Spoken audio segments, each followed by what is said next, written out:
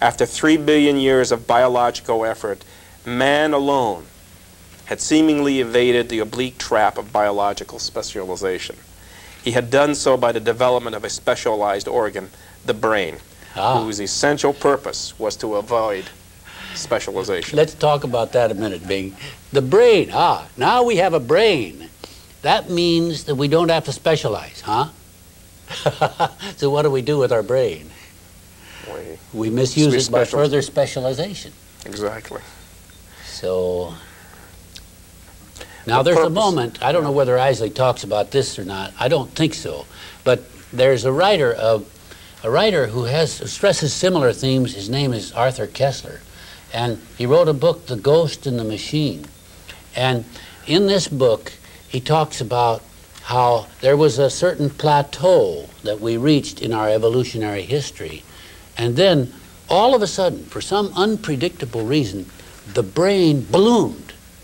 And suddenly, you've got this balloon brain, the brain that we have, which, for example, you contrast it with the brain of a dinosaur. The dinosaur has chosen to have a brain the size of a walnut inside 20 tons of armored plate. That's the way he chose. That's the way his future unfolded. But now here we have this brain the size of ours, and presumably it means that we're smart enough not to over-specialize. But the question is, are we using all of this infinite capacity as it could be used? And as we come into the 20th century, now Eiseley has set the stage. We have this brain which gives us the, which from this point on it is culture and our technology which will clothe and unclothe man, which will feed us. And now we've reached this point where now Eiseley feels comfortable in coming into the 20th century and talking about the impact of technological civilization, beginning to reminisce and talk about some of these issues. And he starts off by looking at, we here in the United States, and he starts by talking about slime modes, and then he says the United States, representing some 6% of the world's population, consumes over 34% of its energy and 29% of its steel. Over 1 billion pounds, and we're far beyond that now, of trash are spewed out over the landscape in a single year.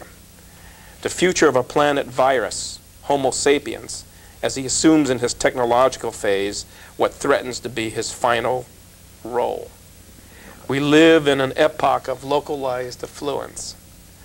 A few shifts and subterfuges may, with increasing effort and expense, prolong this affluence, but no feat of scientific leisure man can prevent the eventual exhaustion of the world's mineral resources at a time not very distant. It is thus apparent that to apply to Western industrial man the term world eater is to do so neither in derision nor contempt.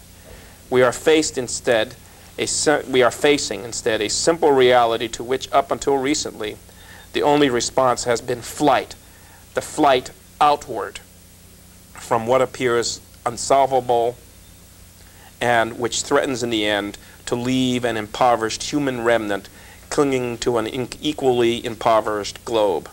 So quick and so insidious has been the rise of the world virus that its impact is just beginning to be felt and its history to be studied. Basically, man's planetary virulence can be ascribed to just one thing: a rapid ascent, particularly in the last 3 centuries, of an energy ladder so great that the line on the chart representing it would be almost vertical.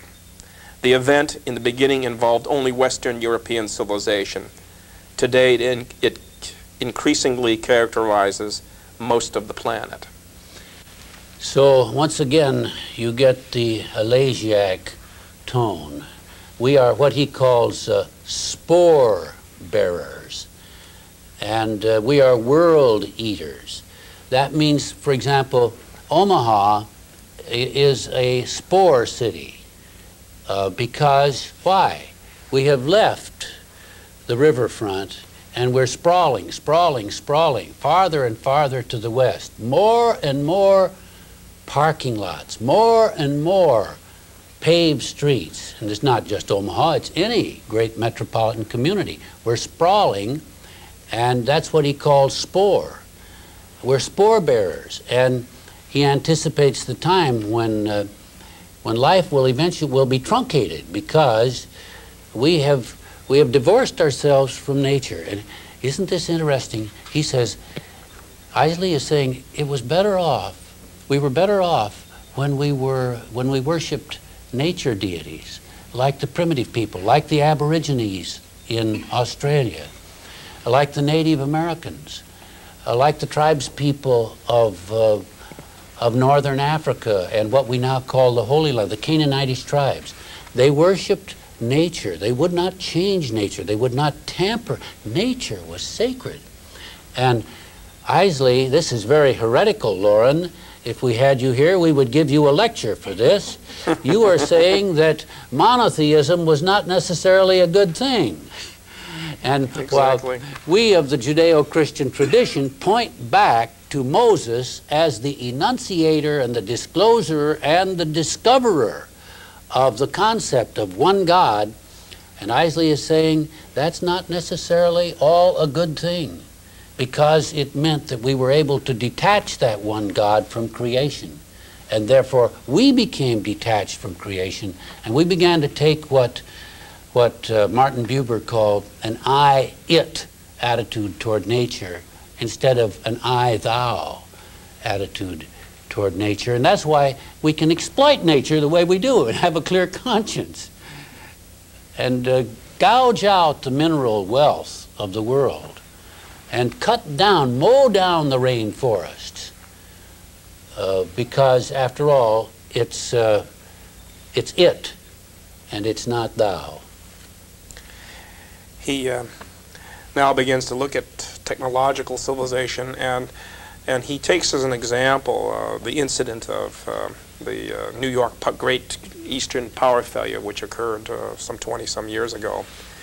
He talks about this unfortunate individual who saw an open access and decided he had a candle, and he's so confident in his technology that he never bothered to look at his feet. He just walked into this open access and fully confident that he was going to find a way out of this technology trap that had been created for him, not realizing that this was an empty elevator shaft. And Eiseley then points this empty elevator shaft as the potential trap for human civilization and mankind in general, specifically. And he says, a scientific civilization in the full sense is an anomaly in world history. Never before have such large masses of people been so totally divorced from the land or the direct processing of their own foodstuffs. This phenomenon has undoubtedly contributed to the alienation of man from nature, as more and more acres go under cement for parking lots, shopping centers, and superhighways. A steadily mounting population threatens increasing damage to the natural environment from which all food and breathable air are drawn. He talks then about this individual who was in a New York office building. He says, a Negrito or any one of the bush folk would have known better than to go prowling in a spirit-haunted, leopard-infested jungle after nightfall. The forest dwellers would have remained in their huts until daybreak. This episode is symbolic. Man, frail, anticipatory man, no longer possessed the caution to find his way through a disturbance in his nightly routine. Urban man, used to walking on smooth surfaces, had never glanced below his feet. He and his inadequate candle had plunged recklessly forward and been swallowed up as neatly by a machine in its tunnel as by a leopard on a dark path. It reminds me of that parody, glory to man in the highest, for man is the master of things. The ultimate atheism. And Eiseley pokes fun at this distinguished individual who brought a primitive person into New York City. And the visit to New York was just awesome to this primitive person who immediately thought this is a greater achievement than creation. And And the astonishing thing, Eiseley said, is that the man who quoted this quoted it in such a way that he too believed it, that the canyons of New York City are greater than, say, Grand Canyon, because it represents man's achievement. And so now Eiseley is asking ourselves, all of us, if we will have the will to make the turn and to go back to nature. But what does it mean to go back? How are you going to do that? I mean, how are you going to just reverse yourself and become independent of technology at our age? Answer the question, Dr. Chen. Well, I don't have a good answer for that, but he does talk about this as being part of what he calls Faustian culture. And we make a deal. Faust, that means right. You make a deal with the devil. So what's the deal we've made with the devil? Well, the deal is technology. The deal is air conditioning. The deal is thermostatic heat. The deal is we'll buy the cold air from the poles and we'll bring it down here and we'll run it through our houses. We do that really because sooner or later, if we borrow enough of that air, the ice cap is going to melt. So that's the deal we make with the devil. And in the end, the devil doesn't forget who owes him value. Mm-hmm. Well, I thought you would probably have something to respond to this. The legend of Faust to this day epitomizes the West. The quest of the Holy Grail is another of its Christian symbols. Mm-hmm. And I thought you would probably enjoy responding to that. Faustian man is never at rest in the world. He is never the contemplative beneath the sacred bow tree of the Buddha. He is instead a spokesman of the will. He is the embodiment of a restless, exploratory, and anticipatory ego. Science could also be said, not irreverently, to be a search for the Holy Grail. And he looks at man's insatiable quest through the guise of the space programs that we've been involved with. And I, as a technologist, became interested in technology and engineering because of this vaunted dream of being involved with space exploration when I was a child growing up in New York. And so I find it very interesting. Man, in retrospect, seems almost predestined for space. To master the dream in its entirety, however, man had to invent in two categories: inventions of power and inventions of understanding. The invention of the scientific method itself began as an adventure in understanding. Inventions of power without understanding have been the bane of human history. He cites Francis Bacon as the creator of the scientific method. Do you see the scientific method as one of the reasons that we're world eaters? A Sporebearer? He does a very good example. He talks about the Hindus and the Maya inventing the concept of the zero. And he says, well, the Romans, for all their vaunted technology, had a very cumbersome mathematics because they didn't have the zero.